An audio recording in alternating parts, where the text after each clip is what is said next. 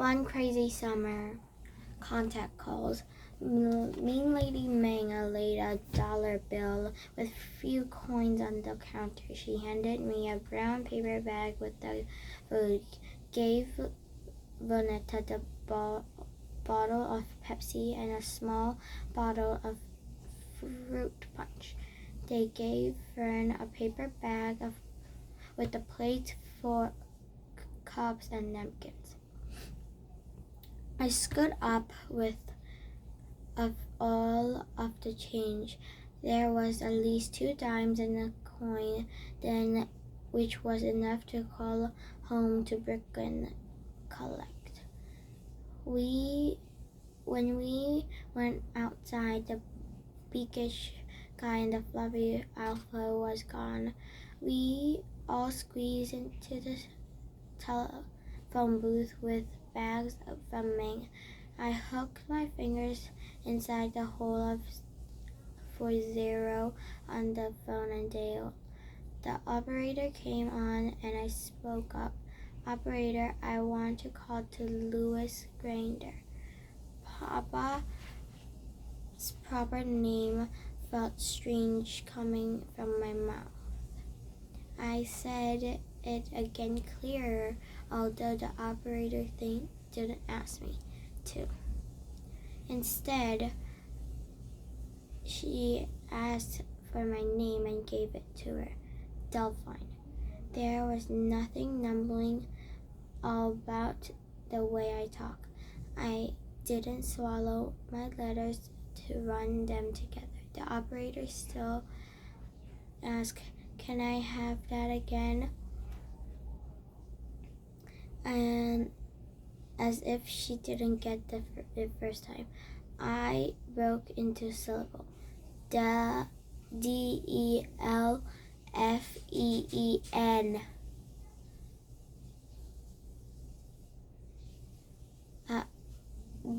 I broke into syllables.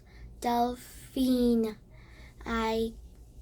She told me to stay on the line while she was ringing Pa.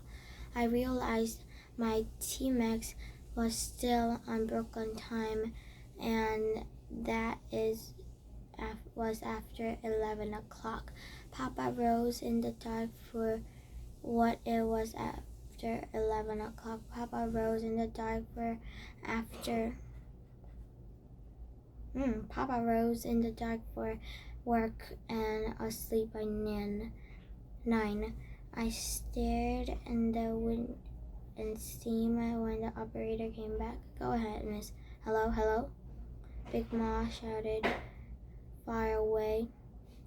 But we heard her and were glad to reach home. Already Bernetta and Fern was happy pupping, yelping in the background and grabbing the phone. I gave it to them and Stern looked to make them quiet before I could say, we're here in Oakland with Cecile, Big Ma said. Delphine, do you know how much this phone call is costing your father? Where's no time to be tongue-tied, I spoke up. But Papa said call, not collect, Delphine. Where did you thought like that? I knew your girls would have never left Brooklyn and fly out to Oakland and lose your ounce of common sense. Let me speak to your mother. She's not here, I said. She's in her house. Vonetta Fern said was still shouting to Big Ma and Papa, who had to be asleep. And why are you out in the street in the middle of the night? I'm going to tell your pa about this. Big Ma scolded and fussed, running up to the phone bill even higher. When she was done telling me about myself and that no kind of mother Cecile, I told her that you're safe and said good night, and Bonetta and Fern howled good night, Big Ma and Pa, and then I hung up the phone. At last, I had done what Pa told me to do. I called. Cecile got the chicken swing door and pointed to us in the living room, where she had laid out a waxy tablecloth on the floor. We spread out around the cloth. Cecile took over everything, dumping shrimp, lo mein, and egg roll on each plate, tossing everyone a fork and a napkin. To me, she said, pour the drinks, which I did. This was the most mothering we got. If you didn't count her coming to claim us. Not that I wanted or needed any mothering. I was just thinking about Vanessa and Fern. They were expecting a mother and at least a hug. And look at how you all have grown. All look of sorrow and plea of forgiveness. I knew better. At last, there was one thing Cecile and Big Ma in the common. Big Ma had no forgiveness of Cecile, and Cecile had no need for it. Big mean Lady Meng had thrown a pair of chopsticks. Vanetta and Fern eyed on the wooden sticks and formulated ideas about turning them into hairpins and play fight swords and